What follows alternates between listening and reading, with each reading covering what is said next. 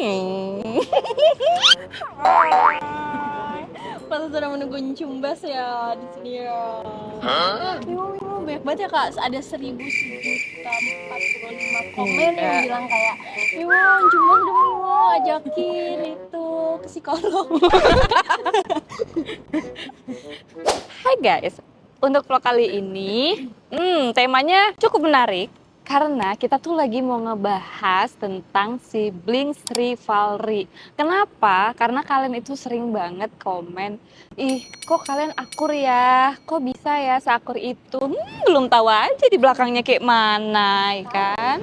Iya, jambak-jambakan, tarik-tarikan gitu, sampai pitak rambutnya. Itu pernah guys, sampai pitak, terus sampai berdarah, ya pernah guys. Sampai benjol. Iya. Sampai sekarang. Enggak, itu emang dari lahir, Gitu ya. kepentok Sampai rahim. kumis. Apa dari lahir juga? Dari lahir. juga. Beda hormon, beda gitu. hormon. Sekarang kita balik lagi sama Kak Mel guys, sama psikolog Kak Mel gitu. Ya itu yang pernah Mimo bilang, ini kan Kak Mel ini sahabat Mimo. Nah, mumpung sahabat kan kita gunakan privilege itu untuk bertanya-tanya. Apalagi nih Mimo punya cash yang spesial banget gitu. Jadi memang perlu banget buat Mimo tanyakan sama Kak Mel. Konsultasikan ini gimana nih? Gitu Spesial ya guys. ini case-nya ya? Unik. Oh, unik. Unik. Oke, boleh. Kan kalian kan pernah bertanya nih, kok kalian bisa akur sih gitu. Nah sekarang Mimo mau tanyakan nih sama Kak Mel. Kenapa kalian bisa akur? Gue juga nggak tahu kenapa kalian bisa akur. Atau gimana sih hostnya ini? Aduh kakak. Gimana ya? Yang kembang itu kalian gitu ya. Lu nanya sama gue. Kalau jawaban dari Mimo ya, Mimo itu ngerasa Mimo, Encumbas, dan Uma yang lagi di Jogja, kita itu dari kecil, kita itu nggak pernah ngerasa dibeda-bedain oleh orang tua. Gitu. Itu. Tapi dulu Mimo pernah dibeda-bedain, bahkan dulu itu sering dibeda-bedain sama Uma. Uma itu adik Mimo yang nomor Dua. 1. Dua dong. 1 dong. Oh, Kan Ih, tarik Mimo. kumisnya. Adik 1, adik 2. oh gitu. Oke. Keren satu. Gimana sih? Ih, nggak jelas. Lanjut. Gitu guys, pernah tuh dulu dibeda-bedain. Nah, Mimo pengen tanya nih sama Kak Mel, benar nggak sih analisa aku tentang kenapa aku tuh sekarang aku ngerasa akur sama saudara-saudaraku, itu karena aku tuh ngerasa aku belum pernah dibeda-bedain Sama orang tua. sama orang tua. Tunggu, sebelum lanjut, Ade juga ngerasa gitu nggak, Ade? Iyalah. Dibeda-beda. Ade pernah dibeda-bedain. Maksudnya nah. Kalau dibeda-bedain tuh nggak pernah sih. Oke. Gitu kayak mungkin karena dia juga masih kecil ya pada umur di saat Kak Ica lagi dibeda-bedain aku tuh nggak paham gitu loh Kak. Kalau Oke. ternyata nih kakak aku lagi dibeda-bedain nih sama yang ini, katanya kok yang itu putih, yang ini dekil gitu. Awalnya dulu ya, karena dia sering main layang-layang guys sama Bener. temen-temennya itulah. Berenang Alay, anak layang. di sungai. Nah, jadi nggak pernah sih ada yang ngerasa juga Oke. dibanding-bandingin. Oke, berarti case itu cuman di Mimo sama Uma. Betul. Oke. Karena kebetulan Mimo sama Uma bedanya cuma 3 tahun. Kalau Mimo sama Encumbas bedanya 9 tahun. Oh iya. Sumpah lo gue baru tahu, sumpah. Awet Gua muda pikir- kan? Enggak. Nah, ini selalu ya gitu ya, kalau ke psikolog tuh lu ngasih tahu sesuatu, gue nanya balik. Susah gitu buat gue jawab sampai informasi lengkap. Pertanyaan selanjutnya adalah, apakah itu terjadi dari dulu lu selalu mendukung atau support atau bangga dengan pencapaian, atau baru-baru ini aja itu terjadi? Dulu kecil pernah gak sih ngerasain kayak ih kakak gue udah nyampe sini ya, kok gue belum, ih kok adek gue udah nyampe sini ya, kok gue belum gitu? Dari siapa dulu nih? Kakak dulu. Kalau dari aku, waktu kecil banget, dulu aku sering berantem sih ya, memang sama dengan Uma ya. Uma itu Dek Dila guys. Jadi memang kalau ditanya kok akur segala macam, enggak seperti itu. Mimo tuh ngerasa Mimo baru akur setelah Mimo ngerantau. Oke. Dulu waktu aku kecil, aku tuh sering dibeda-bedain, tapi bukan sama orang tua, tapi sama keluarga besar atau lingkungan sekitar. Karena jujur memang secara fisik Uma itu cantik guys. cantik, terus baik juga sih gue. Iya makanya deh. Percaya kok. Percaya. Nah terus dia pokoknya di beda-bedanya tuh lumayan ini inget banget lah sampai sekarang. Kok lebih cantik adiknya ya daripada kakaknya. Pokoknya ketika udah cantik semua itu segala apapun itu jadi baik gitu loh. Nah ketika jelek, lu jelek nih apapun yang lu lakukan jelek gitu loh. Gitu. Nah sehingga waktu menjelang besar gitu kan remaja, gue tuh mulai muncul rasa nggak suka sama adik. Dia pakai baju, dia kan selalu nanya, "Kak, ini bagus nggak ya?" Jelek, pasti gue gituin. Terus ini ada momen dimana waktu itu mama sama bapak pergi ke pasar, tinggal aku, dia sama Encu tuh kayaknya masih kecil deh. Terus aku kunciin Uma di toilet. Ketika dia lagi di toilet aku kunciin. Saking aku tuh psikopat. saking aku tuh nggak sukanya sama dia guys gitu. Jadi sering banget berantem, bahkan sampai Mimo SMA itu tuh Mimo masih sering berantem sama dia gitu guys. Terus pas Mimo merantau ya barulah rasa-rasa ketidaksukaan, rasa-rasa benci itu mulai hilang. Kalau Ade pernah nggak ngerasain gitu? Kalau ada sih ngerasa kayak Bentar. Kumisnya rontok. iya. Tadi apa tadi Kak pertanyaannya? Maafnya ada agak annoying sedikit nih beliau ini nih. Nggak naik kelas Zuzur berapa nih ya, tahun Kakak ya, zuzur banget nih kakak ya. Punten ya, izin jump in ya kakak ya. Sebenarnya kalau misalnya ini sih enggak sih Kak, karena dia ngerasa emang pada saat itu tuh jarak umurnya tuh jauh banget gitu. Jadi kayaknya dia nggak ada ngerasa misalnya Kak Dila atau Kak Icam dapat pencapaian sesuatu terus aku tuh iri, kayaknya enggak sih. Cuman karena aku ngerasa juga dulu aku kecil tuh aku tuh juga sering dapat apresiasi juga dari orang tua, khususnya dari mama, bapak juga sih. Terus kayak aku kan dari dulu tuh rajin banget kakak, jujur banget nih Kak, aku suka beres-beres. Sombong gitu. Kan amat. kalau dipegang nih, ini aku keras nih. Karena aku rajin. Gitu. Nah terus jadi kayak tiap aku tuh dibilangnya tuh aku tuh orangnya rapi, terus aku tuh bersih, suka beres-beres. Jadi menurut aku itu udah cukup buat apa ya? Buat aku dapat apresiasi sejak dini lah. Padahal waktu itu dia pernah dimarahin sama Asya karena nggak beres. Lama. Faktor waktu juga sih sekarang gitu. Makanya setelah itu aku selalu muji-muji dia supaya dia bantu beres-beres terus. Gitu kan. Gitu jadi rumusnya. Oh gitu. Gitu kami. Jadi sebenarnya kalau di dalam psikologi itu emang ada teori yang namanya bukan sibling rivalry ya. Jadi bagaimana kepribadian anak itu berkembang, itu salah satu faktornya adalah urutan dia lahir. Coba kalian bandingin deh kepribadian lu, Uma sama Encu kan beda kan? Itu nggak semata wayang hanya karena cara mendidik orang tua gitu, karena iya memang cara mendidik orang tua kan berkembang ya. Misalkan lu trial and error ya kan, lu kurban nih dari ini semua gitu. Lu anak pertama pasti itu trial and error gitu. Terus kedua Uma, ketiga adek gitu kan, adek yang udah akhirnya mama sama bapak nih matang gitu. Iya, itu memang salah satu faktor. Tapi kalau salah satu faktor lainnya yang itu coba deh kalian juga refleksi ya, mungkin kalau yang punya adik atau kakak itu urutan anak kelahiran pertama, kedua, ketiga itu punya ciri khas kepribadiannya masing-masing. Contoh, anak pertama itu biasanya cenderung untuk apa-apa merasa harus bertanggung jawab. Apa-apa pokoknya gue nomor 1, gue pasang badan. Gitu. Anak kedua biasanya itu lebih invisible karena dia biasanya nggak terlalu banyak masalah nih gitu. Anak ketiga banyak sekali masalah. Aduh. Anak ketiga itu biasanya either dia manja banget karena dimanjain orang tuanya banget, atau dia menjadi penanggung keluarganya karena dia yang menjadi tombak, kayak kan anak paling kecil yang paling diharapin.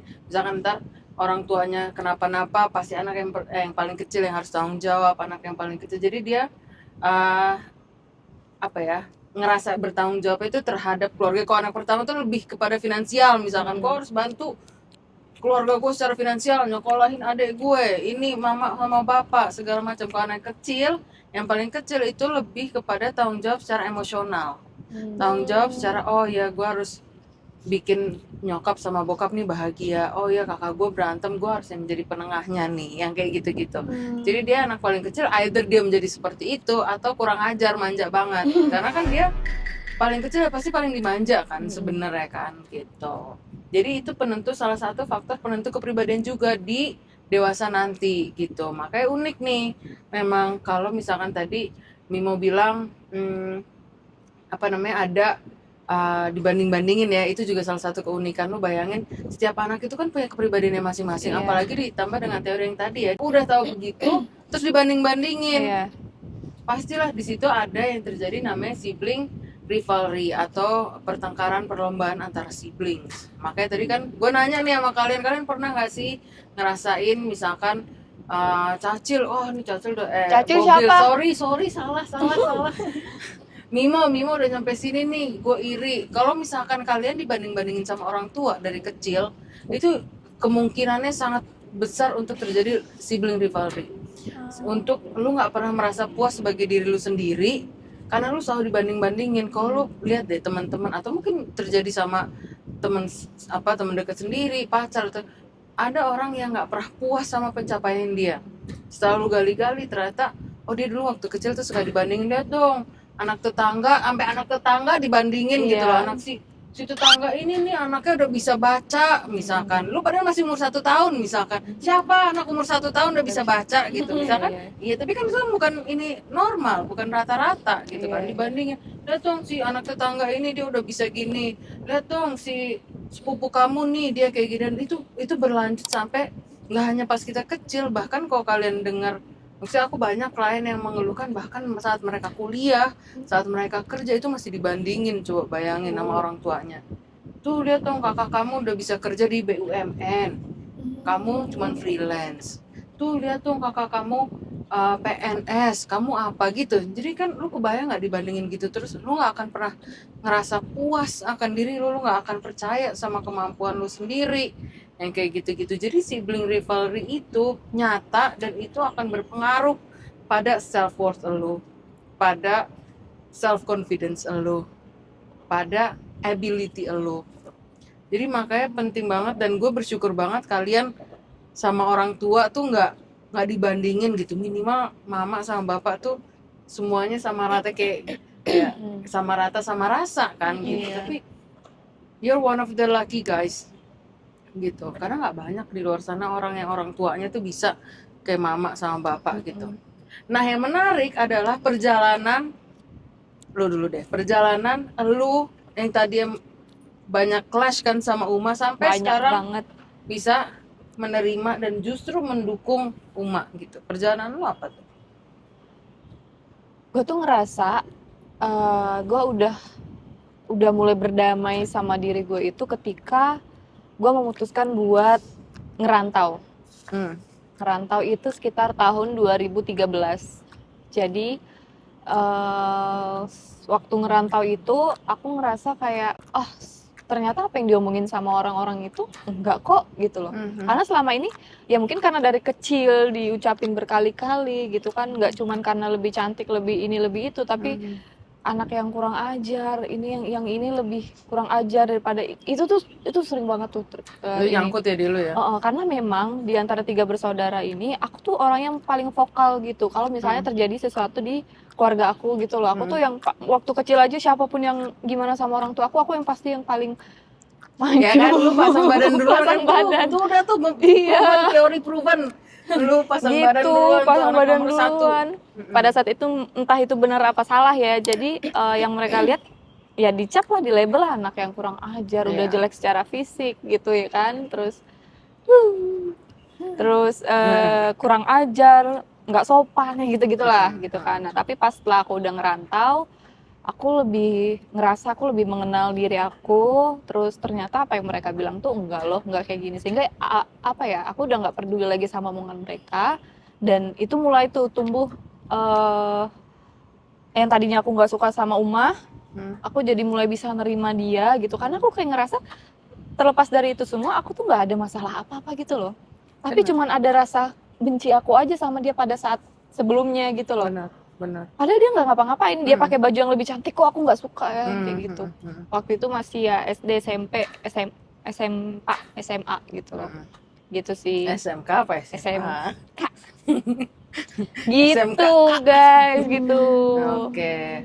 Itu menurut gue, iya akhirnya kan lu sebenarnya pas lu ngerantau itu kan akhirnya lu menemukan jati diri lu kan, Mo, gitu loh. Karena kan kayak lu growing up dibanding-bandingin terus sama Uma oleh keluarga besar ya, thankfully sama keluarga besar bukan sama Orang keluarga tua. gitu. It makes you believe that you are less than Uma, right? You are less of a person, you are less of a, you don't have that much of self-worthy because apa namanya, keluarga besar lu bilang lu jelek, lu ini, lu itu gitu. Pas lu merantau, lu keluar, istilahnya ini, lu tuh berada di benang kusut kan nih di sini nih, di dalam benang kusut ini. Pas lu keluar dari benang kusut itu, lu kan akhirnya bisa lihat sebenarnya yang kusut tuh bukan elunya, tapi memang di lingkungan itu yang kusut. Nah, lu keluar lu udah tidak menjadi benang, ngerti nggak sih? Kan akhirnya, atau lu keluar udah di ujung benangnya gitu kan, lu nggak berada di dalam kusut ini. Akhirnya lu bisa lihat tuh kenapa sih sebenarnya di dalam sini itu kusut. Iya. Gitu kan, dan lu berdiri di sini sendiri itu kan sebenarnya akhirnya lu menemukan jati diri lu. Oh, ternyata gue tuh mampu kok, misalkan gue tuh mampu kok ngerantau sendiri. Oh, ternyata gue mampu kok masak sendiri, gue mampu kok bertahan sendiri. Jadi balance yang tadi lu di dalam benang out ini lu hanya melihat negatif tentang diri lu karena dibanding, which is normal karena lu dibandingin terus kan. Gimana lu nggak dibandingin, dan itu lu bandinginnya adalah yang di negatif side-nya kan, sadly gitu. Nah, itu lu akhirnya make a believe that you are a negative person kan akhirnya. Jadi istilahnya kalau digaris, ini tuh lu 100% negatif nih di dalam sini nih, 100% negatif. Ketika lu keluar, ternyata lu menemukan hal-hal positif tentang lu. Jadi yang negatifnya tadi segini, yang positif naik, dia akan menyeimbangi. Karena kan nggak mungkin kan kita positif semua, negatif semua kan nggak mungkin. Jadi itu balance akhirnya. Oke, gue menerima negatif side gue dan gue menemukan positif side gue, and that's balance. Lu jalan, oke, gue mau apain dengan negatif gue gimana cara memperkuat positif gue. Dan begitupun Uma, ya kan, ketika lu pergi dia kan akhirnya menjadi diri dia sendiri tuh di situ, nggak ada rival, nggak ada dibandingin. Akhirnya dia melihat ke diri dia sendiri, sama perjalanannya sama kayak lo gitu kan. Akhirnya ketika kalian sendiri-sendiri udah menemukan diri kalian masing-masing, kalian ketemu, nah baru terjadi tuh perjalanan quote unquote healingnya. Iya. Jadi inget waktu tahun 2017 kan akhirnya Mimo itu memutuskan buat ngajak semua keluarga tuh buat ngerantau ke Jogja. 2017 itu Uma lulus SMA dan dia masuk kuliah di Jogja. Nah di situ kita tuh kayak sama-sama mulai dari nol sih memang ya. Nggak ada rasa, malah aku tuh bener-bener yang kayak sayang banget sama dia. Kayak ini orang harus aku ngerasa punya tanggung jawab ketika aku ngajak dia buat ngerantau. Dia harus lulus kuliah tepat waktu dengan nilai yang memuaskan, yang gitu, dengan lingkungan yang sehat, yang kayak gitu-gitu loh. Dan ternyata dengan ketika dia masuk ke kampusnya, terus aku nggak worry apapun itu gitu loh ya. Dengan dia kan di kampus dia pinter di kampus iya, itu. siapa ya? Coba lu, tadi gue salah ngomong lu, Cacil, Bobil, sekarang gini ya ini udah 2 kali 3 kali nih ya. Melisa, gini loh Melisa, tuh kan kaku gue ngomongnya. Pokoknya dia pas dia udah masuk kampusnya itu, aku kayak ngerasa aku itu pilihan yang tepat banget ketika aku ngajak dia buat ngerantau, karena kita saling bisa saling buat tahu diri masing-masing lagi, tahu lingkungan luar gitu, tanpa ada ada influence dari dia gitu-gitulah. Benar. Aku ngelindungin dia pun sebaliknya yang kayak gitu loh. Nah pada saat itu juga aku narik dia nih, nah cuy ini waktu itu baru lulus SMP. Baru lulus SD. Iya, makanya gue inget gue tuh ketemu lu tuh kayak dia masih cimit banget, sumpah masih kecil, masih segini. Berarti benjonya waktu itu masih segini. Kumisnya belum kelihatan ya? Belum. Ya. Kalau dilihat dari sisi psikolog, kumis aku nih kenapa kak? Itu tumbuh karena tekanan. Satu tekanan, satu tumbuh, tekanannya satu tumbuh. Berarti udah panik tekanan. Gitu. Tadi sampai mana? Aku lulus SD.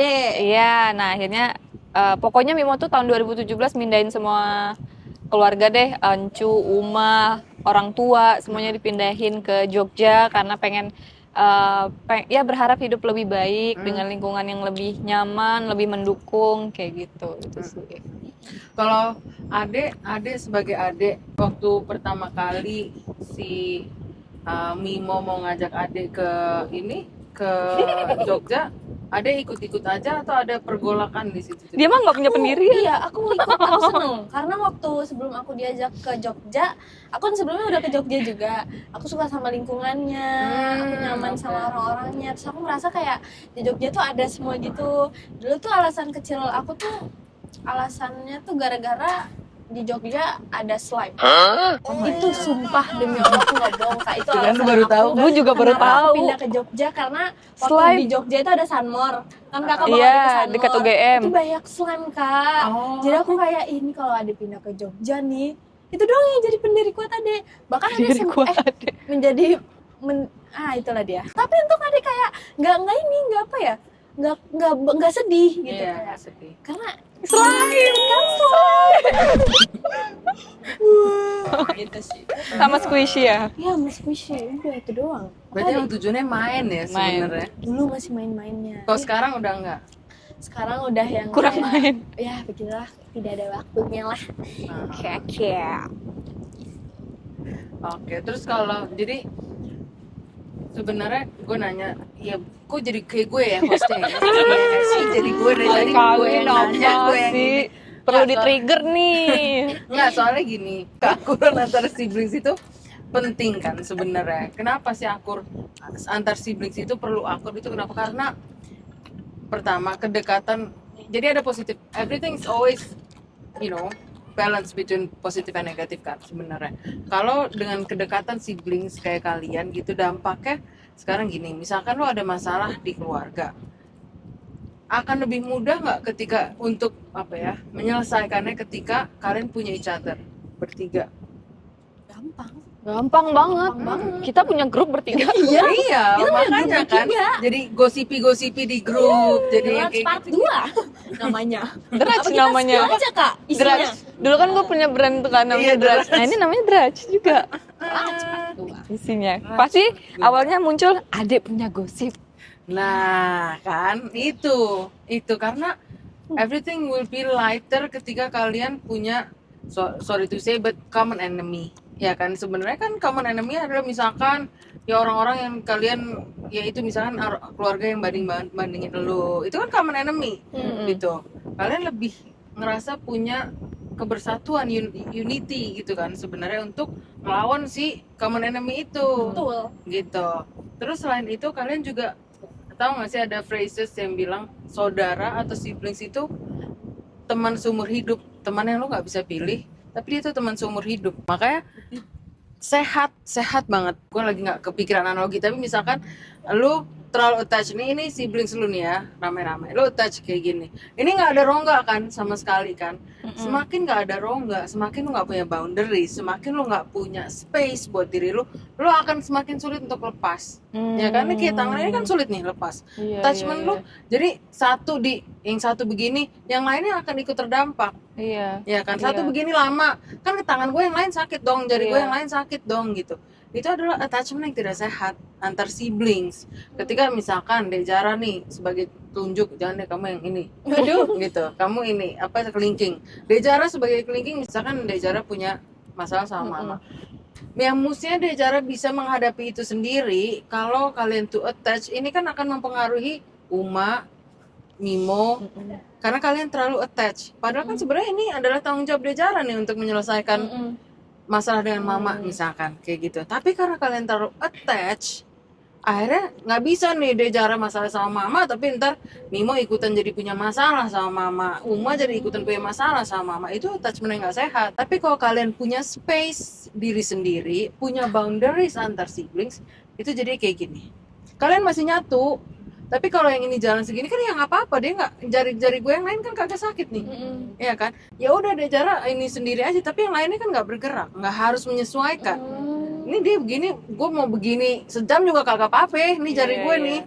Ya kan, gitu. Itu unhealthy attachment. Jadi ketika satu orang bermasalah sama satu suatu hal gitu ya, terus itu berdampak sama lu sama Uma, kan nggak sehat nggak sih? Padahal itu kan tanggung jawab adik misalkan. Iya. Misalkan atau lu berantem sama siapa, sama bapak misalkan, itu kan tanggung jawab lu. Iya, lu bisa curhat sama Dejara sama Uma gitu kan, tapi kan bukan berarti Dejara sama Uma juga harus ikut merasakan apa yang lu rasakan. Iya. Harus ikutan marah, harus ikutan pusing, harus kan enggak. Support system iya, tapi kan nggak berarti lu nyemplung, Dejara sama Uma juga harus nyemplung, kan enggak gitu. Jadi ada a healthy amount of attachment di antara siblings juga gitu. Jangan sampai kalian saking terlalu dekatnya akhirnya terlalu berpengaruh satu sama lain gitu.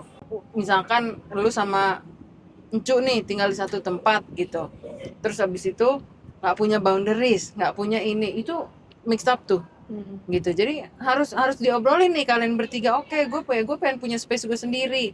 Oh, gue boundariesnya sampai sini ya kakak. Kalau Ade bilang gini ya kakak harus hargain boundariesnya Ade sampai sini. Jadi Ade juga bisa bersuara tuh, dengerin. Jangan Ade udah bilang enggak lu gitu pasang muka. Gue tim Ade. Ade mau ikut kakak nggak? Kakak perlu gini. Nggak kak, Ade nggak bisa karena gini. It's okay, take your time. Iya bisa. Tapi Ade bisa bilang enggak sama kakak-kakaknya? Kalau dulu tuh aku enggak, tapi sekarang tuh aku udah Bisa. mencoba untuk bilang enggak. Bagus. Apa yang Ade, kalau Ade bilang enggak sama kakak-kakaknya, Ade ngerasa apa? Kayak ngerasa aduh kayaknya bakal jadi masalah nih, aduh kayak kakak bakal marah nih, yang gitu Kan? Another proven theory. Enggak loh. iya padahal enggak, enggak. cuman aku ngerasa tuh gitu. Benar, karena itu proven theory again. Kamu anak paling terakhir. Paling diem aja Berarti 3 kan hari. either ini kan pilihannya jadinya tulang punggung emosional keluarga kan. Ade yang harus jaga balance di keluarga gitu kan. Jadi ya udah mending Ade ya udah iya deh, daripada ntar ada yang tegang, Iya. nanti ada yang marah, nanti ada konflik. Jadi mending Ade bilang iya akhirnya. Tapi I appreciate Ade sekarang udah bisa bilang enggak. Lu kalau dia bilang enggak, lu gimana lu? You take your time. Nggak mungkin. Nggak, bener nggak? Tapi kadang iya, kan paling kayak ada negosiasi lagi sih di Oh, situ. oke. Kayak tapi bisa nggak bentar aja kakak tuh gini. Terus baru ada kayak mikir kayak oh ya udah gitu. Sejam aja deh. Tapi habis negosiasi kok Ade bilang enggak lagi, tapi bisa dihargain nggak sama dia? Harusnya bisa sih ya. Kakak kan juga psikolog kak dulu. Ketek gua diraup. Kayak ini sih apa ya? Aku senangnya negosiasi tuh ya, dan memang sih kakak juga ngerasa dia tuh udah mulai bisa bilang enggak sekarang. Bagus. Gitu loh ya. Kalau dulu tuh yang benar-benar yang kayak yaudah gitu loh. Nah sekarang tuh dia udah benar-benar bisa bilang enggak. Tapi memang aku coba nego. Ade mau kemana? Kayak kemarin tuh loh yang kita mau Iya, ke PIM kan? PIM. Mau ke PIM, kemarin kan mau ke PIM. Terus aku mau ngajakin dia karena biar bawa 2 mobil, dia bawa mobil pulang, aku sama Alpin gitu kan. Dia mau kerja kelompok di Blok M. Bisa nggak deh kerja kelompoknya di PIM aja? Aku bilang, nggak bisa kak, soalnya teman adik jauh, rumahnya di Depok gitu. Oh gitu ya. Oh adik sampai jam berapa? Aku nanya dulu kira-kira bisa nyelipinnya di mana. Oh ternyata emang nggak bisa. Oh ya udah. Oh gitu. Jadi kalau lu tuh caranya nyari gimana Nyari cara ada dulu nih. selipan-selipan dulu ya. Iya, gitu.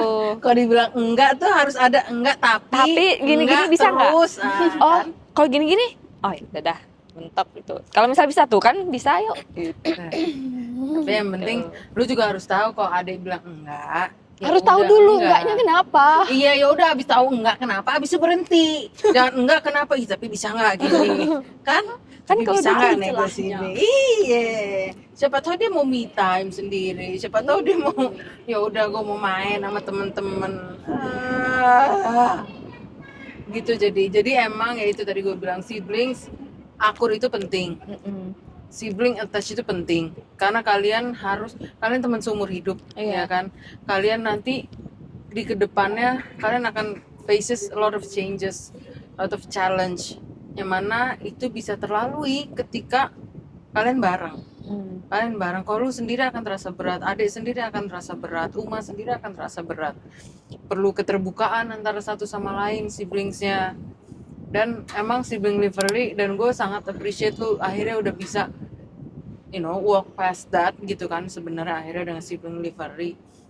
Dan itu beruntung karena nggak semua orang bisa memproses itu gitu loh. Ada yang sampai tua sampai ini mereka masih nggak ngerasa worthy karena dibanding-bandingin terus gitu. Dan again lu memutuskan untuk memproses itu, akhirnya lu berubah dan lu sekarang punya hubungan yang sehat sama adik-adik lu kan.